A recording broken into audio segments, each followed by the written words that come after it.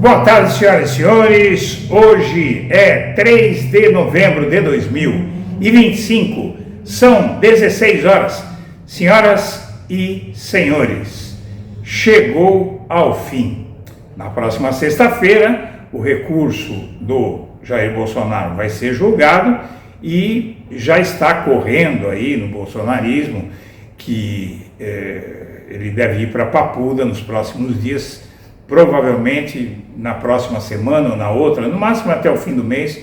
Bolsonaro está já hospedado na Papuda. Mas eu venho aqui para lhe contar algo que me impressionou bastante, que é o clima no bolsonarismo.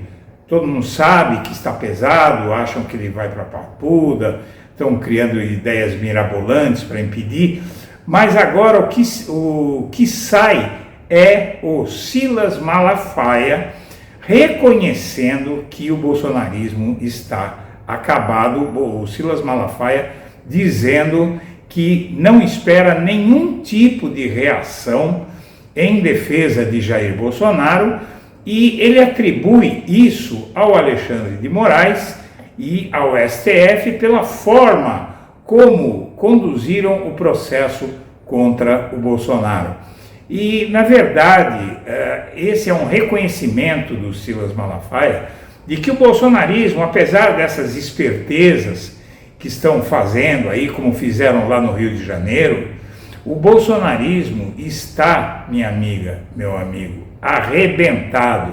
E a extrema-direita, em 2026, vai chegar ao fim da linha no Brasil, porque este país vai bombar. Quem acompanha o meu trabalho sabe muito bem quantas vezes eu falei que aquele julgamento ia destruir o Bolsonaro e o bolsonarismo.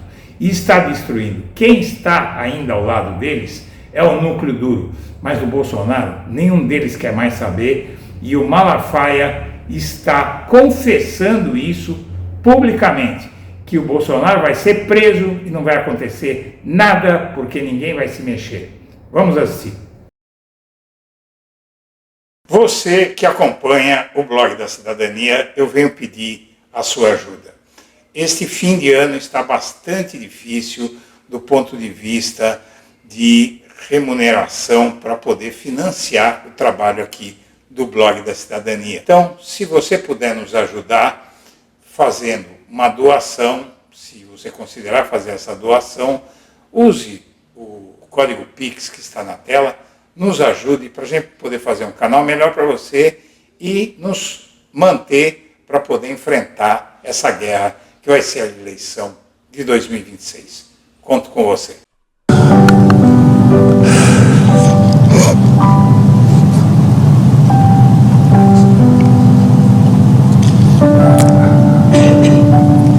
Acredito em Deus.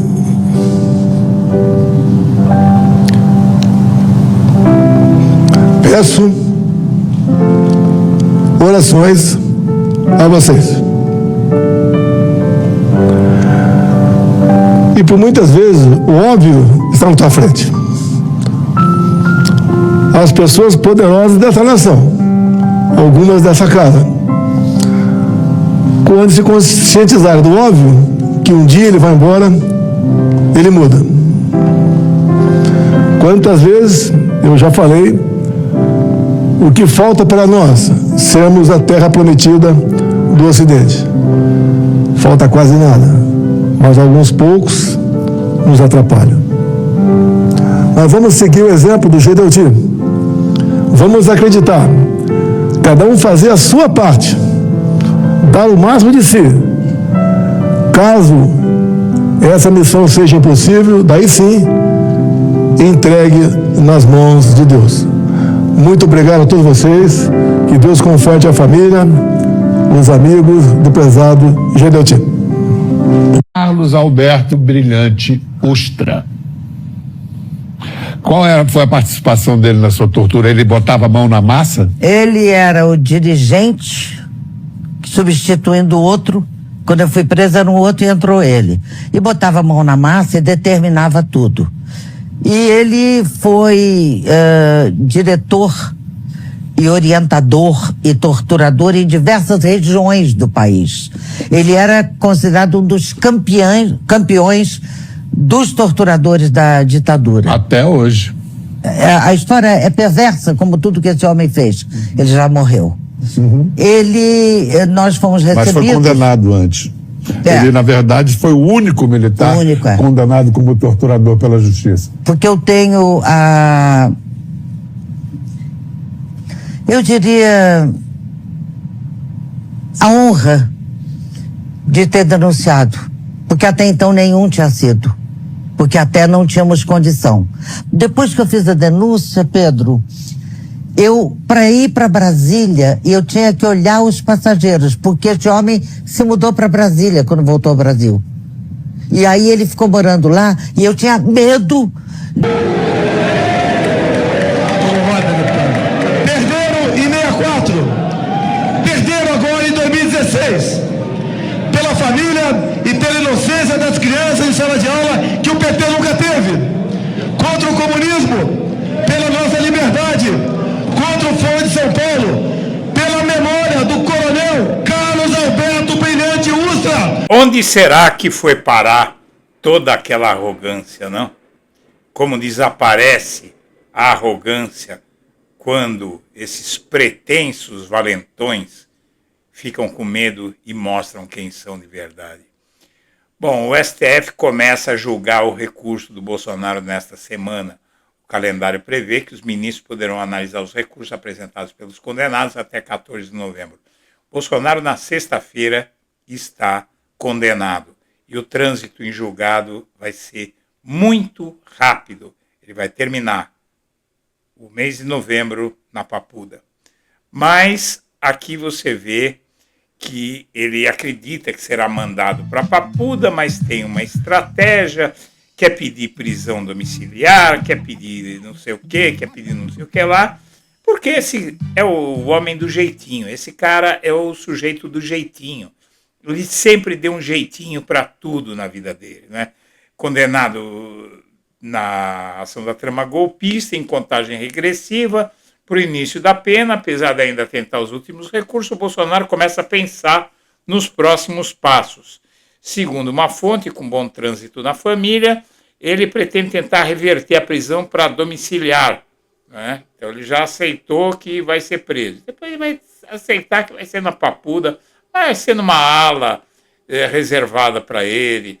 Ele nunca vai passar aquilo que ele comemorava que os outros sofriam, né, na cadeia. Mas vamos lá. Advogados dos réus da trama golpista estão pessimistas para o julgamento de recurso. Bom, é porque eles são advogados, né? Porque eles não têm mais nada. Os recursos foram lidos. Eu li aqui o recurso do Bolsonaro, alguns trechos, né? Porque, na verdade, o que ele está fazendo é basicamente repisar argumentos. O que o advogado dele fez, e cobrou 8 milhões de reais para isso, é repisar os argumentos que o STF já rejeitou bem umas 10 vezes, né? Pagou 8 milhões para isso. Bom, ele vai ser enviado para Papuda na semana que vem, como você viu, e o presídio abre espaço para receber o Jair, né? Aqui você tem a entrada da Papuda. Jair Bolsonaro tem um espaço garantido lá dentro. Essa notícia saiu esses dias. Avaliada por Defesa de Bolsonaro, a revisão criminal, que é o que eles estão agora, o mote deles é a revisão criminal. A revisão criminal só foi aceita uma vez no STF em toda a história do STF. O levantamento do jornal O Globo aponta que a Corte rejeitou 335 pedidos do tipo neste século, 6 deles relacionados ao 8/1. A alternativa estudada pela defesa de Bolsonaro para tentar reverter a condenação da trama golpista, chamada revisão criminal, tipo de recurso que prevê uma reanálise do caso, só foi concedida uma vez pelo Supremo nos últimos 25 anos. Um levantamento mostrou isso. O instrumento, apesar de previsto no Código de Processo Penal, Na verdade, no caso do Bolsonaro, não tem nem o que dizer, porque tem um excesso de provas. É prova demais, de todo quanto é tipo. Tudo quanto é tipo. Tem prova documental, tem prova testemunhal, tem prova indiciária, tem prova em áudio, tem prova em vídeo, tem prova por escrito. Bom, o pânico no bolsonarismo, o rumor da prisão de Bolsonaro na Papuda, por pelo menos 15 dias, é mais uma piada do bolsonarismo. No coração do bolsonarismo, incluindo a família do ex-presidente, instalou-se o pânico dele ficar 15 dias na Papuda. Acham que ele vai ficar 15 dias na Papuda e depois vai para a prisão domiciliar. Eles esperem sentados. Vamos lá. O Bolsonaro perdeu a força com o Lula em alta, iminência de prisão, anistia travada e foco em mega operação. Ele que abandonou tantas pessoas, pessoal, agora ele começa a experimentar do seu próprio remédio. Com o PL da dosimetria sem acordo no Congresso, o fim dos recursos no Supremo, que podem levar ao trânsito em julgado, e Lula em alta, especialistas avaliam que Bolsonaro terá seu capital político posto à prova em 2026, mas, na verdade, o que sobrou do bolsonarismo, o Malafaia vai reduzir aqui, para você ver o que vai acontecer em 2026. O governo do Distrito Federal tenta convencer o STF a não mandar o Bolsonaro para a Papuda, né? O Supremo só julga a partir da próxima sexta. E por que é que ele vai para a Papuda? O fato é o seguinte, o Bolsonaro ele está, diferentemente do Lula, que ficou numa sala de Estado-Maior na Polícia Federal durante 580 dias, porque o Lula não estava nem perto de ser condenado em última instância. O Lula não estava nem perto de ser mandado para a cadeia de acordo com a lei, porque a lei só admite que você possa ir para a cadeia, assim como está indo o Bolsonaro, na última instância, quando não há mais possibilidade de recurso. E havia muita possibilidade de recurso para o Lula, mas ele foi preso por uma armação que fizeram e que o próprio STF aceitou. Eles falam tanto que o STF é petista, o STF mandou o Lula para a cadeia sem que ele cumprisse os requisitos para ir para a cadeia, né?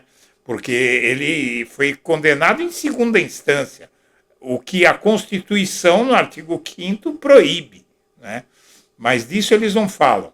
Mas o fato é que, ao mesmo tempo que o pai está indo para a cadeia, é só um parênteses que eu faço aqui, o filho está indo para o mesmo caminho.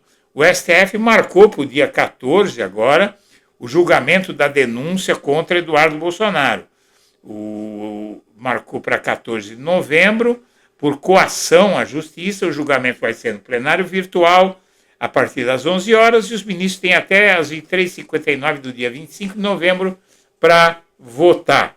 Mas não vai demorar tudo isso, porque agora não tem mais Fux na primeira turma. Então, são 4 magistrados que vão votar e, na verdade, vai ser muito rápido. Vai ser em algumas horas, o Eduardo Bolsonaro vai virar réu no STF e aí deve ser pedida a prisão preventiva dele. Agora, no dia 14 de novembro, vai ser um bom mês. Mas aqui está a cereja do bolo. Aliados de Bolsonaro projetam reação tímida de apoiadores e culpam punição a conta-gotas por o fato de que ninguém vai dar bola, minha amiga, meu amigo, ninguém vai dar bola para a prisão desse cara. Nem vai sair à rua, nem vai parar o país, nem caminhoneiro vai fazer coisa alguma. Malafaia afirma que a mobilização foi neutralizada com restrições impostas aos poucos por Moraes. A conclusão da ação da trama golpista pode levar o ex-presidente a cumprir a pena em regime fechado. Pode levar, esse pode é coisa da Folha de São Paulo, né? Aliados de Jair Bolsonaro admitem a expectativa de reações tímidas de apoiadores ao fim do processo da trama golpista, com a possibilidade de prisão em regime fechado, em presídio comum ou em casa, a ser definida pelo ministro do STF, Alexandre de Moraes. A justificativa é que as restrições impostas a conta-gotas ao ex-presidente acabaram reduzindo os impactos e a mobilização nas ruas. Bolsonaro está em prisão domiciliar desde 4 de agosto por ordem do magistrado que avaliou que ele havia descumprido a proibição de usar as redes sociais. O primeiro embargo da defesa do ex-presidente foi pautado para ser julgado no plenário virtual do STF de 7 a 14 deste mês. Caberá a Moraes para definir os detalhes da execução penal.